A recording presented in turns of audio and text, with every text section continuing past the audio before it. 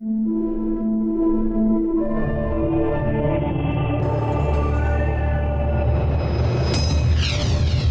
following program deals with a controversial subject. The theories expressed are not the only possible interpretation. Viewers are invited to make a judgment based on all available information.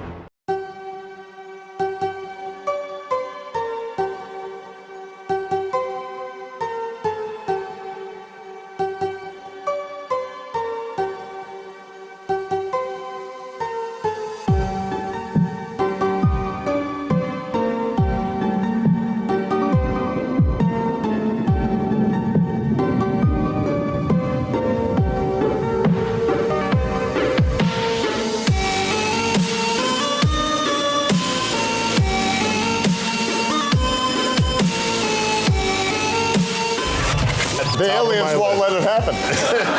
You reveal all their secrets. They exercise strict control over us.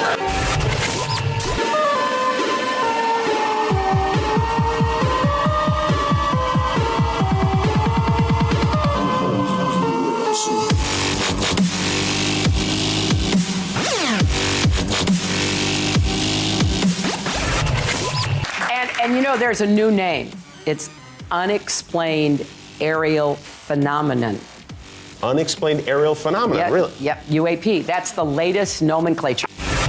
But I would like us to go into those files and hopefully make as much of that public as possible. If there's nothing there, let's tell people there's nothing there.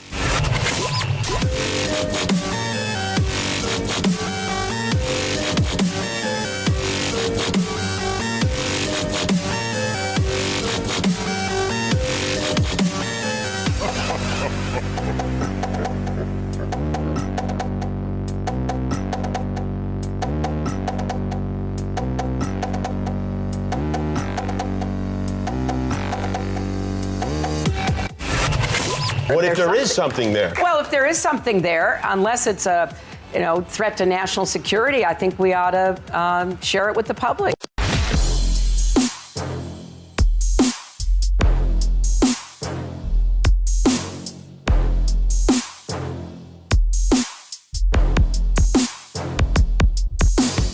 I couldn't help at one point in my discussions privately with General Secretary Gorbachev, when you stop to think that we're all God's children wherever we may live in the world, I couldn't help but say to him, just think how easy his task and mine might be in these meetings that we held if suddenly there was a threat to this world from some other species, from another planet, outside in the universe.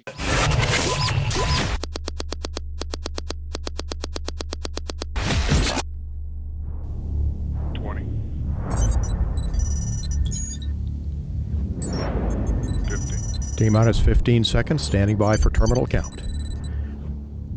T-minus 10, 9, 8, 7, 6, 5, 4, 3, 2, 1. Main engine ignition and liftoff of the Atlas V rocket with LRO Albatross, America's first step in a lasting return to the moon.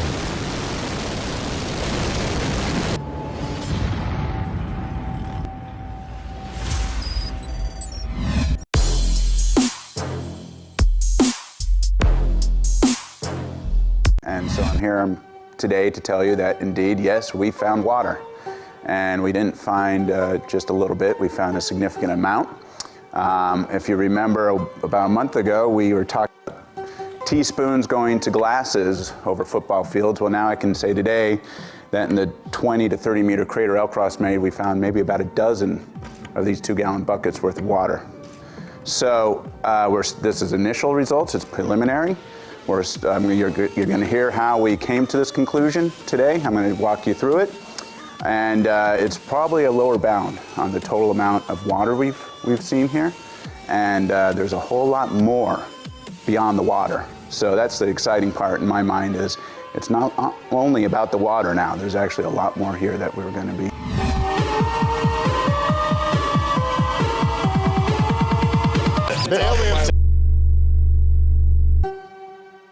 More and more people around the world are demanding UFO disclosure, and governments are responding. Well, first I had people go look at the records on Area 51 to make sure there was no alien down there. There are no aliens there.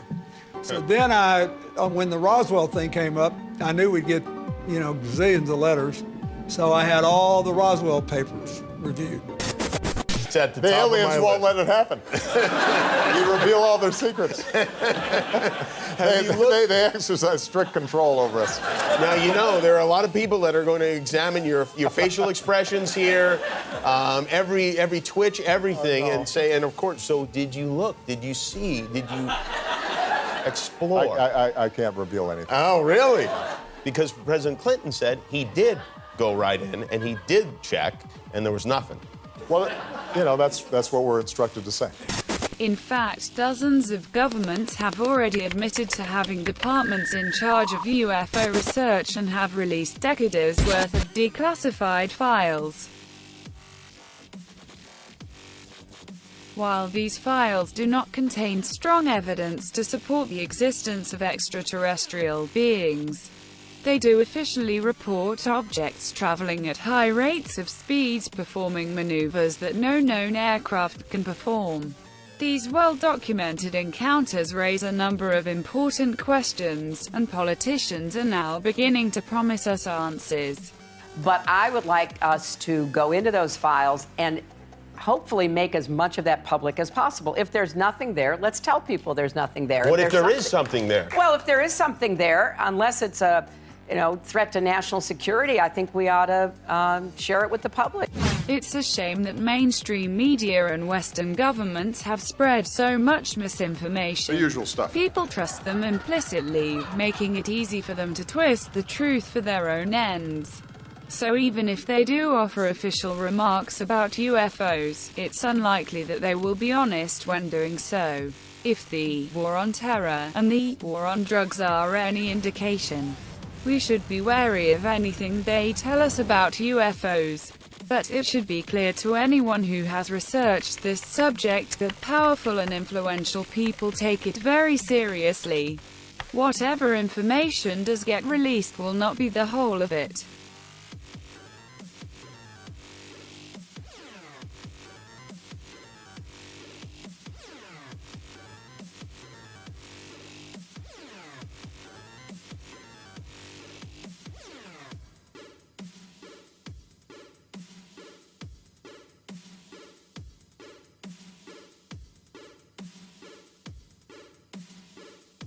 A UFO in China's skies forced Zhoushan Airport to stop operations on July 7th.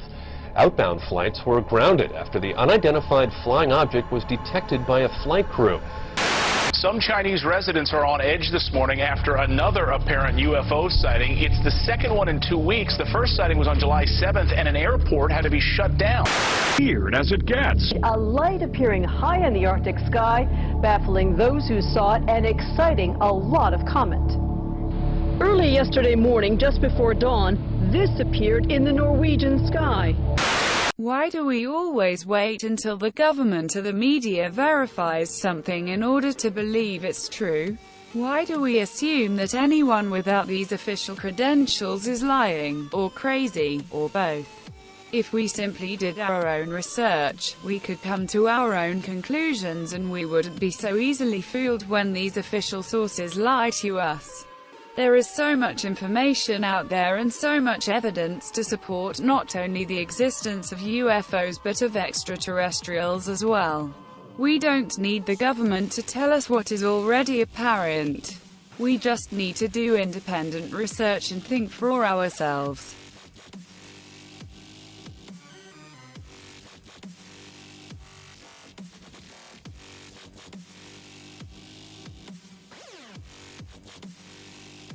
As you can see, this topic is now receiving a lot of mainstream media coverage, so much so that Hillary Clinton has promised she will try to achieve disclosure of American UFO files to the public.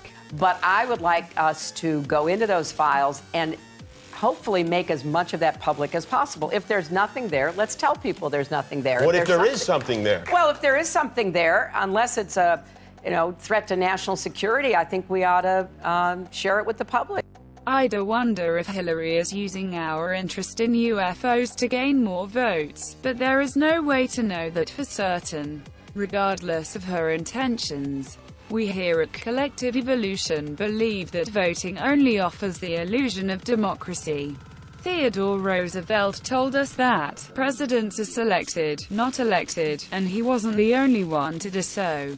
The entire superdelegate process in itself completely undermines democracy, and it appears that Hillary's path to the presidency was carved out long before anybody even knew she would travel it.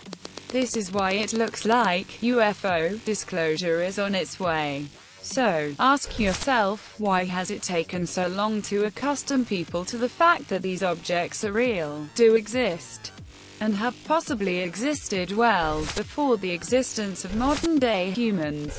Former head of the CIA, Roscoe Hillenikotter, told the NY Times in 1960 that, behind the scenes, high-ranking Air Force officers are soberly concerned about UFOs. But through official secrecy and ridicule, many citizens are led to believe the unknown flying objects are nonsense.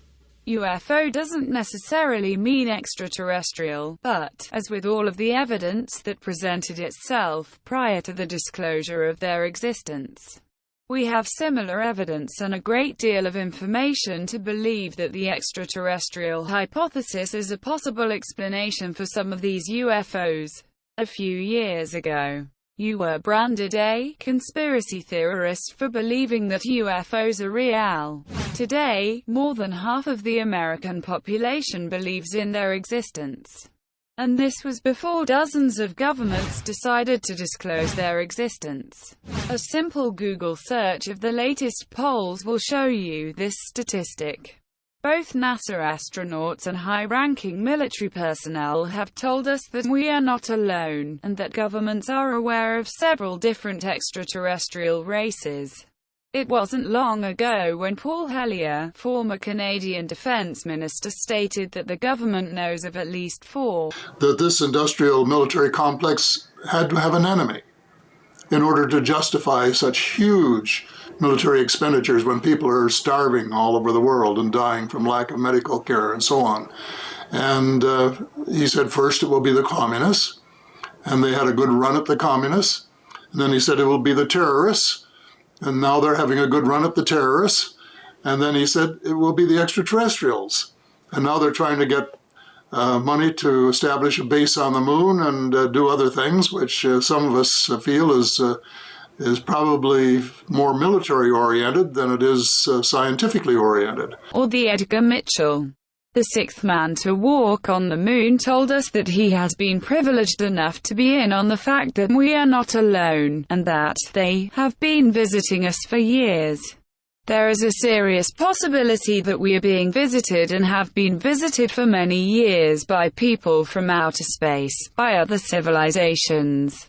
Who they are, where they are from, and what they want should be the subject of rigorous scientific investigation and not be the subject of rubbishing by tabloid newspapers. Lord Admiral Hill Norton, former Chief of Defence Staff, 5-star Admiral of the Royal Navy, Chairman of the NATO Military Committee. I think there is a cover-up. 5% remain totally unexplained. And you're saying to 5% unexplained to the point where they are legitimately an unidentified flying object. And we're talking about generals. We're talking about Air Force pilots. We're talking about governors of states that claim that, hey, this is beyond our understanding of the laws of physics. These are multiple sightings by multiple modes. In other words, pilots, eyewitnesses, radar, visual sightings. These are very hard to dismiss, the handful of sightings. One over Alaska, another over Belgium, another over Iran. The handful of things that still cannot be explained defy known laws of physics. Houston, there's a light out there. Technically becomes an unidentified flying object. They're here, they're parked on the side of the crater, they're watching us. Who's built these structures?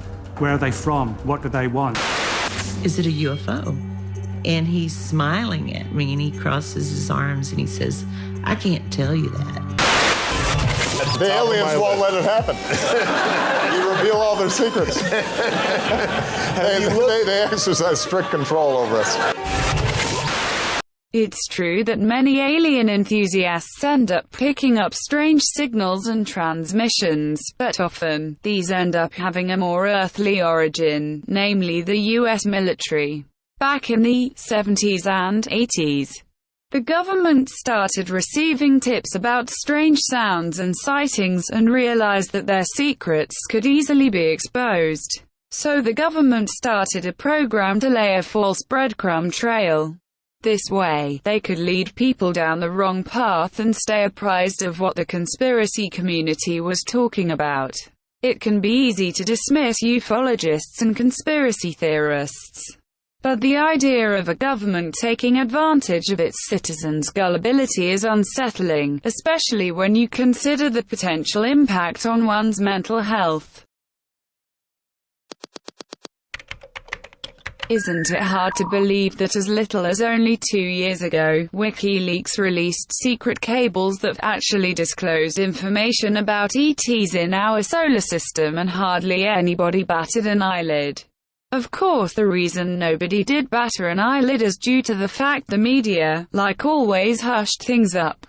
The important documents released a couple of years ago by WikiLeaks offered hints about aliens and extraterrestrial presence. Is it coincidental that recently, NASA, who have for a long time been accused of hiding alien life, have accepted that we are not alone in the universe, and if all goes as planned, we will definitely meet aliens in a decade or two? Hello and welcome to NASA headquarters. I'm Ellen Stofan, NASA's chief scientist, and I'll be your moderator and facilitator for today's event, where you'll hear about a truly extraordinary topic, the search for life in the universe. As former astronauts, John and I are often asked, have we seen or do we believe that there is life beyond Earth? And I can't speak for John. I'll let John speak for himself later on, but while I may not have actually encountered extraterrestrials, and I did not, as a matter of fact, although I looked all the time. I have always been inquisitive, and so I was looking really hard. I would venture to say, however, that most of my colleagues here today, as well as probably most of you in the audience, are probably convinced that it's highly improbable in the limitless vastness of the universe that we humans stand alone. And welcome everyone to our session on the search for life in the universe. We are entering a new realm in our search to answer the question, are we alone? And today we're here to tell you a bit of a grand story. I think there is a cover-up, or what the reasons may be for governments wishing to cover up the facts about UFOs. WikiLeaks documents didn't sadly bring down any of the lying governments or agencies that have deceived us and have implicated in the cover-up, but it did tell us all one very important thing. Way before NASA breathed a word, that extraterrestrial life exists.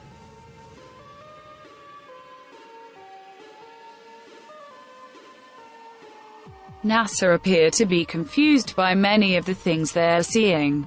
They think they must have all the answers before releasing important data to the scientific community and the public. You could say that NASA really stands for never a straight answer. There is no easy way to put this.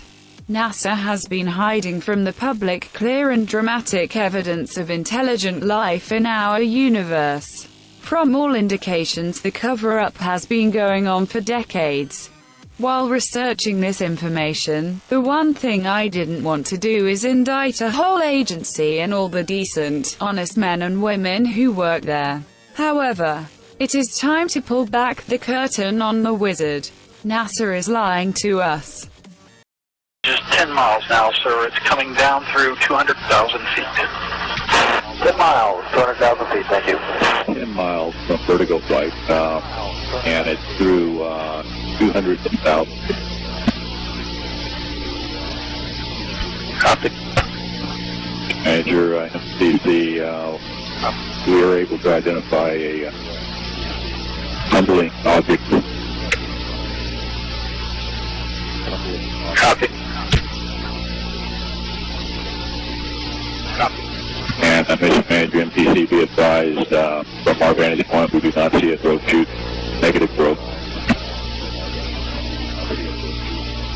Copy. Copy. Vertigo Mach, the track bears 2009 miles, sir. Thank you for Vertigo. Vertigo Mach, it looks like we have a no-shoot, sir. Vector 200, put it onto those 8 miles, look for an impact. PC, negative throat, negative shoot. Copy, we see the visual. Impact at 58555. Impact Impacted vehicle on the surface.